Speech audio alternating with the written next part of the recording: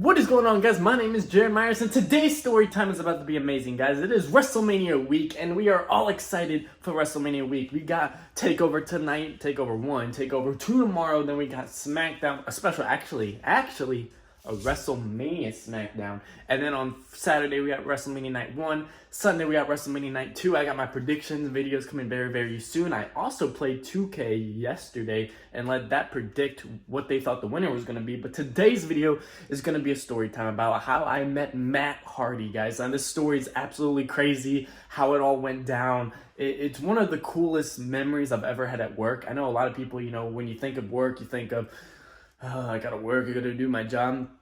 The perks of me working at this restaurant, I guess I can say it now, Outback, is that I got to meet a lot of wrestlers. I got to meet Kevin Nash, I got to meet Matt Hardy, I got to meet Sasha Banks, I got to meet a few wrestlers, and that's one thing that was really cool. But the way I met Matt Hardy is just, if a certain situation didn't happen, I would have never met Matt Hardy. So everything, I believe the universe works in a weird way.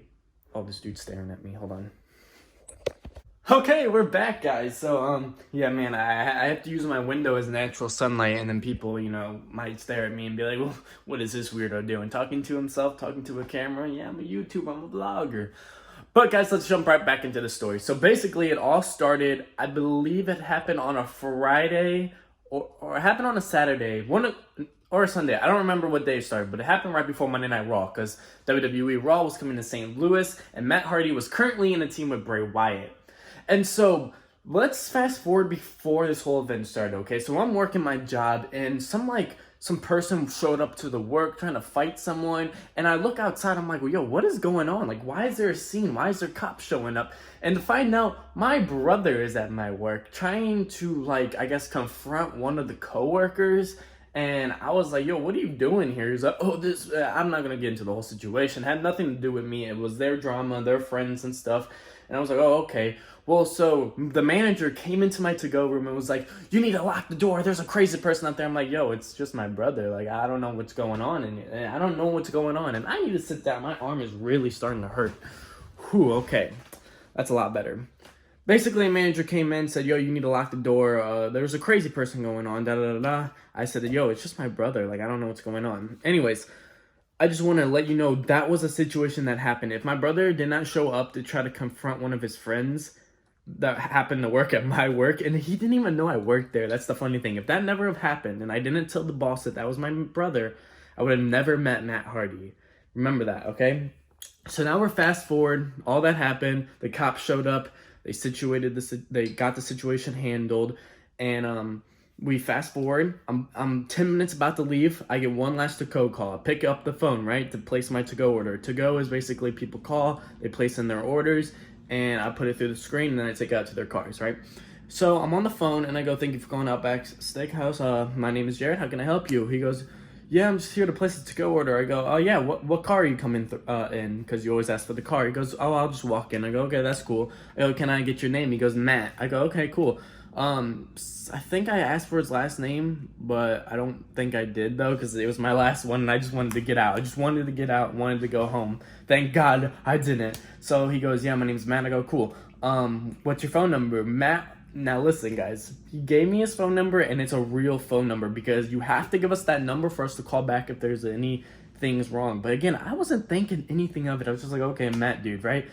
So I placed it through, I bag it up. I just clocked out. I literally clocked out. I'm going back into the to-go room to get my jacket, and then my favorite manager, Mike, comes in. Mike comes into the to-go room. It's just me and him. He's like, hey, man, I need to talk to you before you leave. I go, all right, cool, anything. He goes, so I know that was your brother that came over. There was a situation with one of the coworkers. Do you still feel safe working here with that guy? Because I guess they were planning on firing the kid because what he did was super wrong.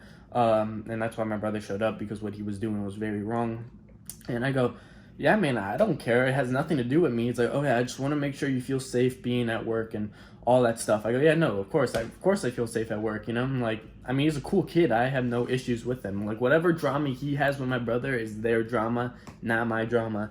And out of the corner of my eye, I see this dude walking up the stairs, and he's got, black hair and the white stripe, like the woken Matt Hardy. And then he had a tap-out shirt. So I'm looking out the to-go window, and I'm like, what the, like, that, you know when you see something and it doesn't trigger in your brain, right? So I'm looking and it's like, that looks like Matt Hardy, but I'm so into this conversation that I don't realize it, right?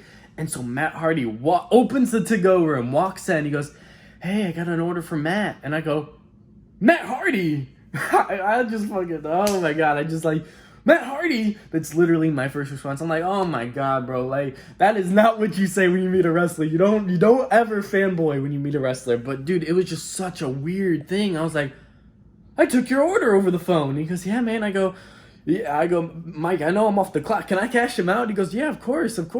And I told the other to-go worker, I'm like, yo, I'm cashing this dude out. So it's me, Mike, and Aaron, the other to-go worker. And I'm like freaking out, but I'm staying mature now. After I said, Matt Hardy, I started to become mature. I go, is there anything else you need? He goes, no, yeah, I mean, can I get like some salt, pepper? Mike goes, I got it. Because Mike, the manager, is also a huge wrestling fan. So I didn't know that until he left because Mike was being very mature, but he's like, yo, I'm going to get you anything for free. So I cashed out Matt Hardy, and one thing I regret is I didn't give him silverware. I forgot his silverware, bro. So when I went to Raw, I made a sign that said, sorry about your silverware, Matt, because I was sitting front row. And speaking of that, when Roman and Brock had a face-to-face, I had the Simon Miller give me an up poster, and Simon Miller gave me an up on his ups and downs. But it's so weird, man, because I knew WWE Raw was coming in town, but I didn't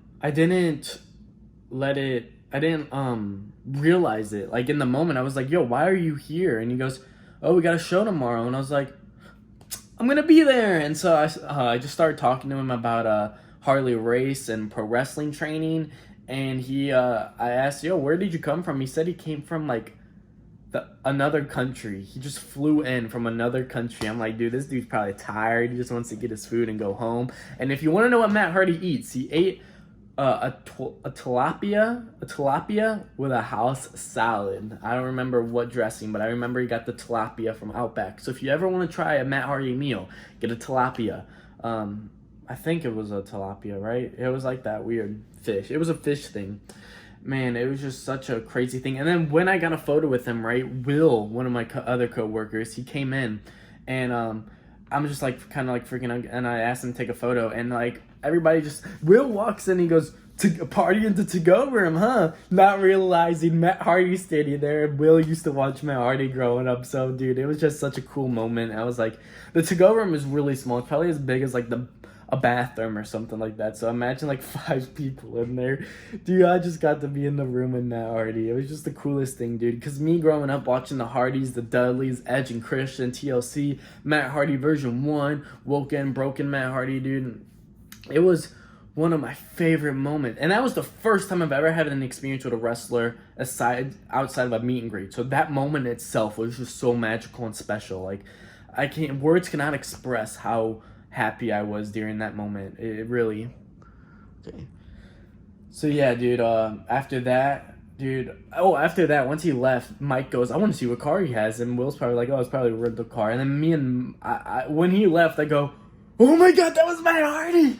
And then Mike goes, I know, dude. I watch that all the time. He's like, dude, it was so crazy, man. Like, you can see the expression on my face on how happy reliving the story and telling it is so crazy. And then I started calling all my family, because we watch WWE every single week in WrestleMania, and I call my brother, loves Matt Hardy, go, dude, you won't believe who I met.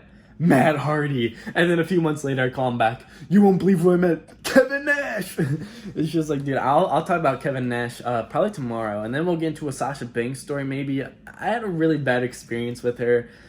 She also came to my work. Kevin Nash, super cool, dude. He let me sit down and talk to him for like 30 minutes while I was on the clock, and talk about Ric Flair stories. We can have a really good story time tomorrow about that. But yeah, dude, what a moment, man. Like, I mean, if I ever meet more wrestlers, it will be awesome. But like, you can never top the first time a wrestler you meet them out in public. Like that's a moment that will stick for you, especially at work.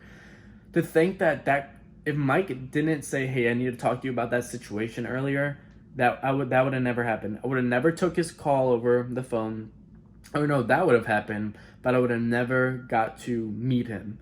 And it's so crazy, dude. Think about it. I talked to Matt Hardy on the phone. I took Matt Hardy's order over the phone. I gave him his order. I got a photo. I got to talk to him. Like, bro, you can't beat that. You can't top that, man. Like, man, that's just so crazy. And like, why did he choose Outback out of all places to get food? Like, man, it's so crazy, dude. One of the best moments of being at work, hands down, man.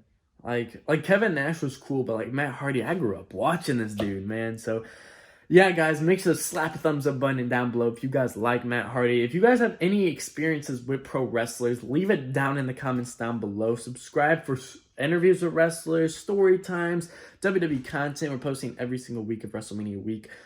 I really enjoyed actually making this video for once. Like, I got my dog Fluffy over here. What up, Fluffy? Oh, you like Matt Hardy? Do you like Matt Hardy? Yeah.